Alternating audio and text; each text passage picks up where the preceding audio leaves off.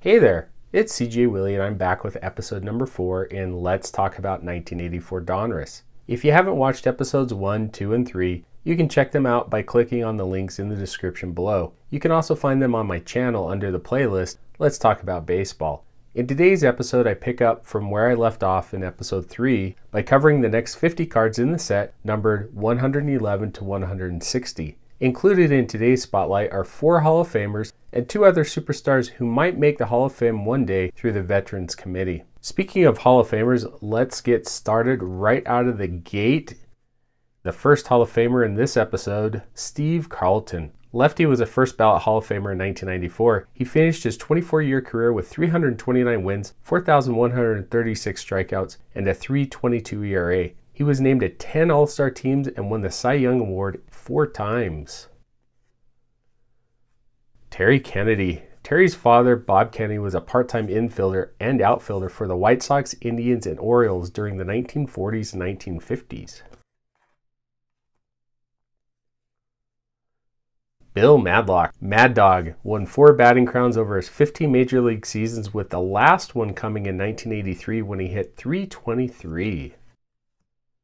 Charles Theodore Davis, better known as Chili. Checking out some cool information on the back of the card, he threw out 2 runners from the outfield in the same inning against the Astros on August 12, 1983. Davis hit 350 homers and drove in 1,372 runs over his 19-year career. Next up is Jim Gantner. He has one of the funnier nicknames in Major League Baseball. Gumby spent his entire 17-year career as a utility infielder with the Brewers. Tom Seaver. Tom Terrific was a first ballot Hall of Famer in 1992. He finished his 20-year career with 311 wins, 3,640 strikeouts, and a 2.86 ERA. He was named to 12 All-Star teams, won 3 Cy Young Awards, and was Rookie of the Year in 1967. Bill Buckner. Billy Buck, unfortunately, will always be remembered for his error in Game 6 of the 1986 World Series that allowed the Mets to come back and win the game and the championship the next day. Buckner did have a solid 22-year career with 2,715 hits, 1,108 runs batted in, and a .289 batting average. Bill Caudill. The Inspector had a decent 3-year run as a successful closer in the mid-1980s, including his lone All-Star appearance in 1984 with the A's. Jim Clancy, who was a Diamond King. John Castino was also a Diamond King in the set. Dave Concepcion. A flashy defensive shortstop with a little pop in his bat, Concepcion might make the Hall of Fame one day through the Veterans Committee. He was a 9-time All-Star, won 5 Gold Gloves, and finished in the top 15 in MVP voting 3 times. Greg Luzinski, the Bull, if you can't tell from the front of the card. He crushed 307 homers and drove in 1,128 runs during his 15-year career. During a 4-year run from 1975 to 1978, he was named to the All-Star team and finished in the top 10 in MVP voting in each year. Mike Boddicker. In 1983, he finished 3rd in the Rookie of the Year voting while becoming the staff ace and leading the Orioles to the World Championship. Pete Ladd, nicknamed Bigfoot, but features a nice red Fu Manchu mustache. Juan Berenger, also known as Senor Smoke. John Montefusco. In 1975, as a member of the Giants, the Count was named Rookie of the Year. The following year, he was selected to his only All-Star team during his 13-year career. Ed Jurak. Tom Niedenfuer. Buffalo Head was the Dodgers closer during the mid-1980s. Bert Blyleven. The Frank Dutchman was voted into the Hall of Fame in 2011. He had 287 wins, 3,701 strikeouts, and a 3.31 ERA over 22 seasons. He was named to 2 All-Star teams and finished in the top 10 in Cy Young voting award 4 times.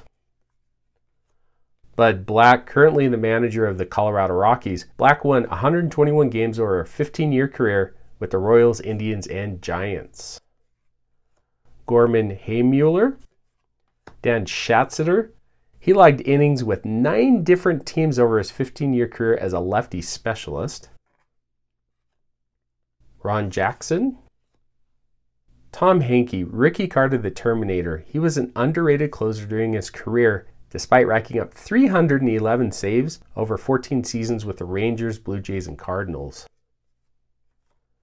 Kevin Hickey has a very interesting fact on the back of his card. He was signed by the White Sox right off the sandlots of Chicago, where he gained local fame as a softball pitcher. Even has a nice mustache to boot.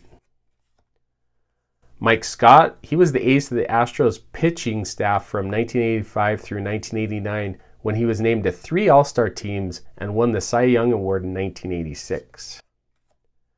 Bo Diaz was named to 2 All-Star squads in 1981 as a member of the Indians and in 1987 as a member of the Reds. Glenn Brummer, backup catcher with my Cardinals. Sid Munge, as the Indians closer, he was named to the 1979 American League All-Star team. Rich Gale. Brett Butler. Bugsy had a decent 17-year career with 2,375 hits, 558 steals, and a .290 batting average, including being named to the 1991 National League All-Star team as a member of the Dodgers.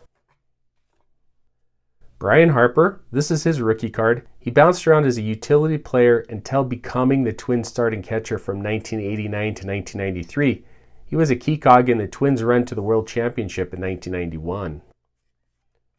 John Rabb, Gary Woods, Pat Putnam, Jim Aker, Mickey Hatcher. Oh look, he isn't posing with an oversized glove. Donruss must have done a surprise photo shoot.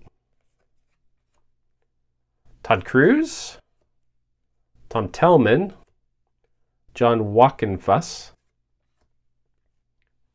The fourth and final Hall of Famer for this episode is Wade Boggs. Nicknamed the Chicken Man, according to Baseball Reference, he was inducted into the Hall of Fame in 2005. Boggs finished his career with a .328 batting average, 3,010 hits, 1,513 runs. He appeared in 12 straight All-Star games from 1985 to 1996 and was a member of the 1996 World Champion New York Yankees. Don Baylor, Groove, had his best year in 1979 when he was named to the American League All-Star team. He led the league in runs and RBI while hitting 36 homers and winning the MVP award. He later managed the Rockies and Cubs and might garner some Hall of Fame consideration from the Veterans Committee. Bob Welch had a pretty decent career, winning 211 games, being named to 2 All-Star teams and finishing in the top 10 in Cy Young voting 3 times, including taking home the hardware in 1990.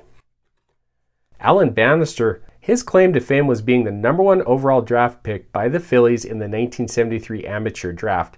A career utility infielder, Bannister never met the lofty expectations of being picked #1 overall. Willie Aikens. Jeff Burroughs, like Alan Bannister, was a #1 overall draft pick in 1969 by the Washington Senators. Burroughs was named to 2 All-Star teams in 1974 with the Rangers and 1978 with the Braves. He was the American League MVP in 1974. His son Sean played Major League Baseball with the Padres, Rays, Diamondbacks, and Twins. Brian Little, nicknamed Twig by his teammates, Little was a utility infielder for the Expos, White Sox, and Yankees. Bob Boone, 4-time All-Star. Boone won 7 Gold Gloves while winning a championship ring with the 1980 Phillies. Part of a 3-generation family of Major League Baseball players, Boone's father, Ray, was an infielder during the 1950s. His sons, Brett and Aaron, were Major League infielders during the 1990s and 2000s. Dave Hostetler. And ending out the episode with a hard name to pronounce, Jerry Dibzinski.